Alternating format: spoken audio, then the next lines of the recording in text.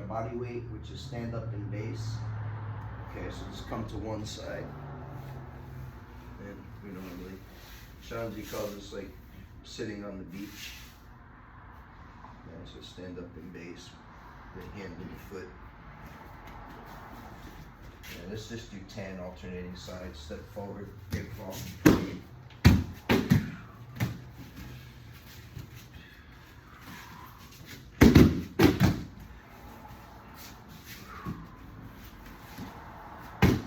Quad. Let's get elbow and knee connection.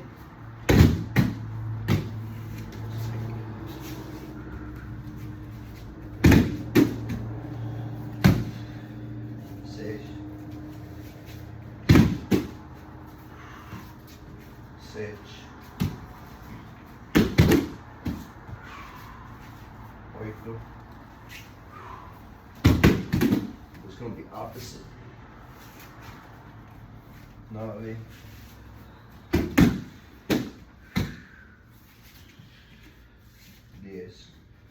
Okay, so now we do the loaded variation. So this time we're going to have the bell over, and we want to keep that vertical. You don't want to let the arms separate to where now the shoulder gets isolated. That's basically your arm barring yourself, hurting your shoulder. So keep that vertical. We're going to base same hand, same foot. And now the kettlebell here is going to stay on that vertical, so you don't let it drift. You have to keep that stability. First, we're going to move to our side. Okay, so this hand's going to be out. Like, find the angle that's comfortable for your body, but not quite 45, not 90, probably around 60 degrees off center. Okay, so you're gonna come to your hip and shoulder, and then elbow and forearm, and then palm. So that's the first position. And then pay attention to this. Don't let this be soft. That's the smash right there. So kind of keep this knee out a little bit, and don't let this happen here where you're breaking contact. So kind of keep the heel down into the ground. Keep that knee pressed outward, so you have a good frame here. Okay. Now the second position is like the stand up and base. You're coming up, extending the hips. Doesn't have to go real high. Okay. Of course you can come all the way up, but we're really just trying to create some space. This foot's coming back first into a wide base, and keep this vertical. And then as we come up off the ground, we want to correct the hip so we get that windshield wiper where your hips are pointing forward. Okay. And now we step up, the rear foot steps up, equalize. And then we're going to reverse back to the lunge.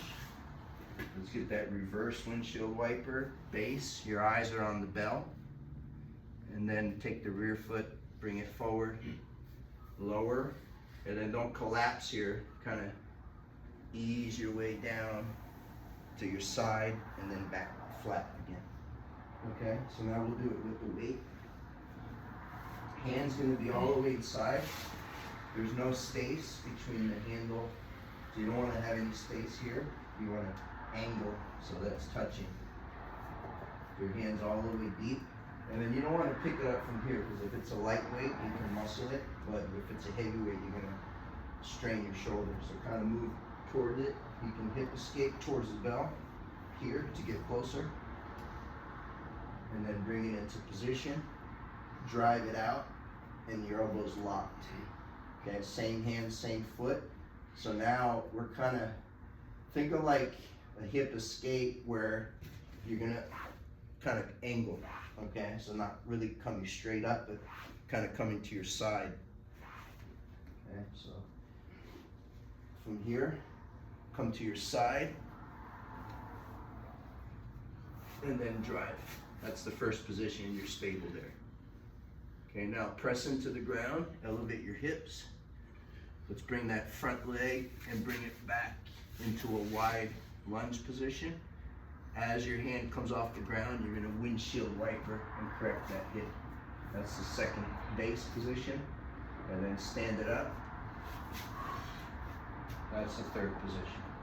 Now we reverse it back into a rear lunge, reverse windshield wiper, find the ground, lift your hips, extend that rear foot forward, drop, and then kind of ease your way onto your side and flat. Okay, let's go up, kind of connect all the pieces. So position 1, position 2, position 3, reverse, 3, 2, 1. Let's lower down. Just keep the bell where it is, move your body. Now we're on the other side.